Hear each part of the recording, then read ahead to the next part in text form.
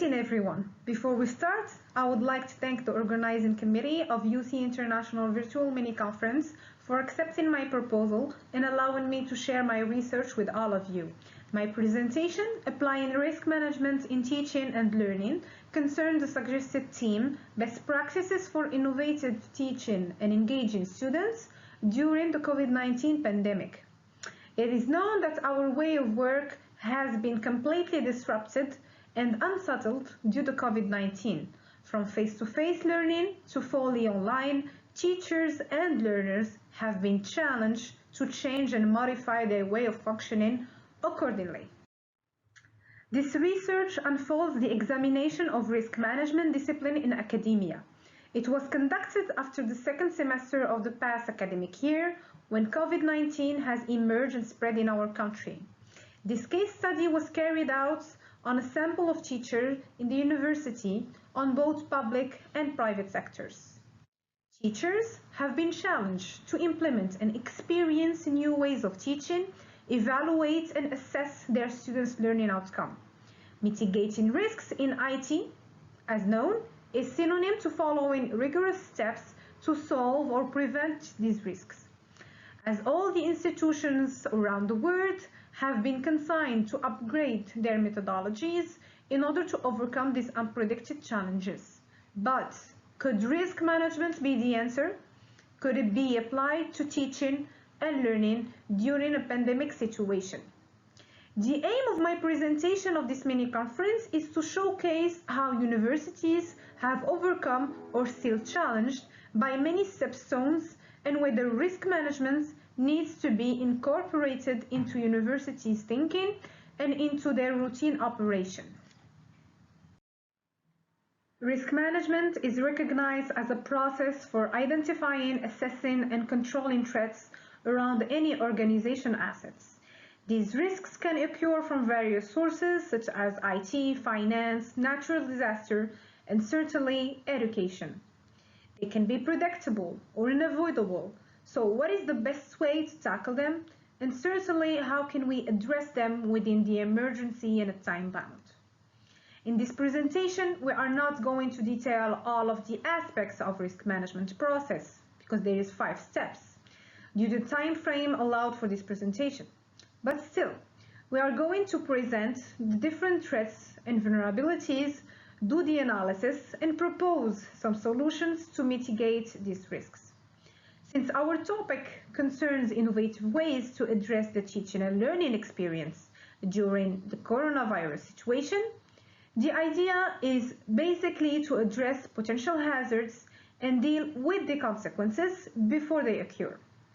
As this study will display that several teachers were not ready to adhere to new teaching methodologies or were reluctant to adapt themselves to the new teaching tools. But before we start introducing certain assumptions, let's see what is a university risk and what kind of risk can a university face. Institutions around the world, universities must deal with their own risks. University risks are specific to academia and are adapted to its daily challenges. As certain people will doubt the association of risk management and academia, these two areas are not far apart. Risk management is often applied to different aspects, but rarely in education or to university context. As you all know, risk management has been taught in academic institutions to laureates in different fields, business people, financiers, statisticians, or insurance professionals. But they were very little used in their own context. This subject has attracted a lot of attention this past decade. So universities' risk encapsulate different types of risks, such as faculty risk, institutional risk, ethical risk, reputational risk, and all of this risk can verify and can be diversified from an institution to another. Let's now take a closer look at the risk listed in this slide. For example, faculty risk may concern wrong promotion or hiring or recruitment in general. Ethical risk, for example, concerns plagiarism, or unethical grading of students. There is also the students related risks, which are also important and also concern poor placements and grade related issues. In this research, our focus concerns mostly academic risks. We are tempted in this mini presentation to advocate and illustrate more of the academic risk rather than the other types of risks. They are likely to be known and which generally turns into management issues handled by managers in university. Academic risk factors are generally associated with the institution's academic activity. They are mainly related to research and teaching risks, but also quality. Not only academic risks concern students, but also teachers, mainly because of the outcomes that may affect them. In this research, our focus concerns academic risks and the business continuity. For all of that, we need risk management to address the situation beforehand. So before talking about the skills required for risk management, it is clearly needed to establish the context of the university environment and consider all the internal and external factors. The first steps of risk management process is establishing the context. To establish the context of an academic environment, we need to recognize the different actors that are involved and impacted by a probable risk scenario. Obviously, the main actors in this situation are the teachers, the students, and the institution represented by one of their top managers. There are also different factors, both internal and external, that influence the academic performance, such as reputation alteration, budget cuts, not having agile processes, or strategic planning. To handle all of these aspects, we need to identify the person who needs to implement a risk management process and follow the other 4 steps.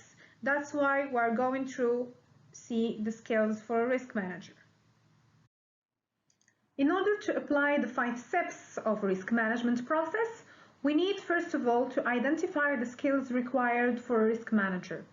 He should be aware of the challenges in university in order to address them and point out the probable risks that may occur.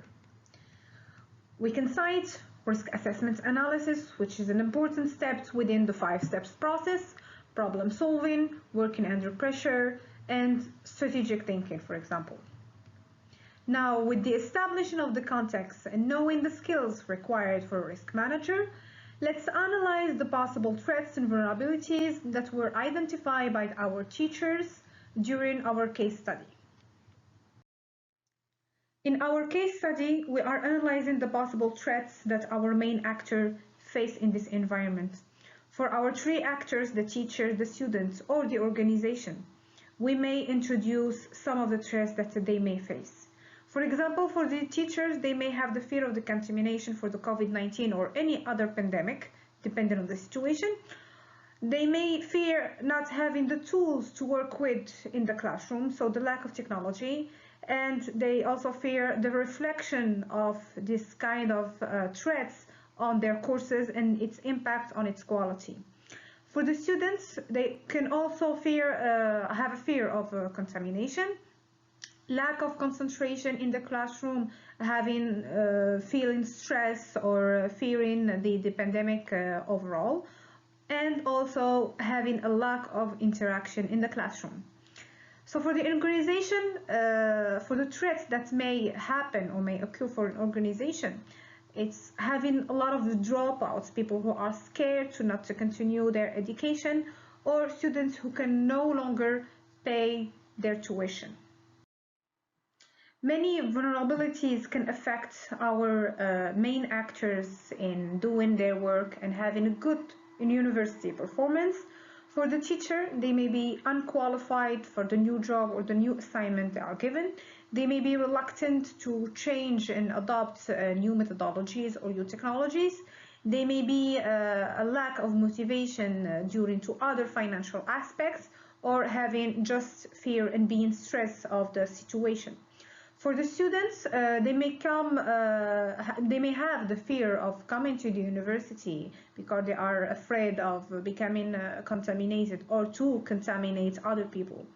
The impulsiveness to interact in the classroom, which is important for the students' learning, and having no aspiration for a professional career may also be vulnerable for the students, so as the lack of motivation.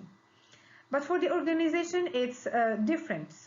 For the organization, they may have financial issues like lack of funding, the readiness to adopt change. They may be having rigid processes they cannot change. So this all can affect the vulnerabilities or the management of any universities.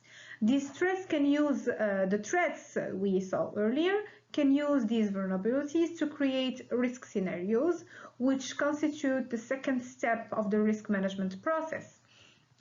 Next come the third step, which is the evaluation of these risks to rank them according to the university's priorities. So all of these previous steps allow us to go to the final step of risk management process, which is the part where we choose how to handle these risks. Risk management allows us to use 4 strategies: avoidance or cut the source of the threat, which can be helpful for managing the risks, or reduction to minimize the impact of the risk that it has on the institution, or share, transfer the risk to another competent institution that can help us to deal with the risk, or finally, the acceptance of the risk and handling it internally with a budget, of course. In this case study, we received different suggestions from our responders to help mitigate this risk. For example, for teachers, they should be involved in the change. They should create a culture of learning within their classroom. They should innovate on a personal basis to grow their knowledge, to be open to learning and the new experiences, to be the example of the engagement among their peers and for their students, to adhere and adopt technologies or new techniques, and also respect the World Health Organization recommendation, but last but not least, innovate ways of teaching using different kind of methodologies like games, activities, discussion, simulation, and so on. While we consider that a student should be aware of the importance of learning for their academic experience in the university and for their professional careers, to interact and engage with their teaching within the classroom and outside of the classroom, to focus more in the classrooms and interact with their peers, to be enthusiastic to attend a new class each morning or each week, and also participate in new projects or other activities. So first of all, for the organization, they should be agile. They should invest in training and tools, so new technologies in general. They should adjust their processes to be adaptive for any situation that may come, to promote diversity and inclusion within the university and within their classes, to lead the changes that may come, that may happen, and also encourage teachers for using new methodologies, hybridity, blended learning, global classes, and so on. And but also lead in innovation in higher education for the country in general. As a conclusion, institutions do not need to have all the answer to all risks they face, but they can be more aware of the increasingly wide spectrum of stress affecting them and thus be more proactive. In taking action, institutions can avoid what they can, but also prepare for worst-case scenarios in order to lessen the damage of events that are out of their control. Thank you all. Here is my contact information for any follow-up questions. Thank you. Please find in this slide a brief resume and also some references used in this research case study.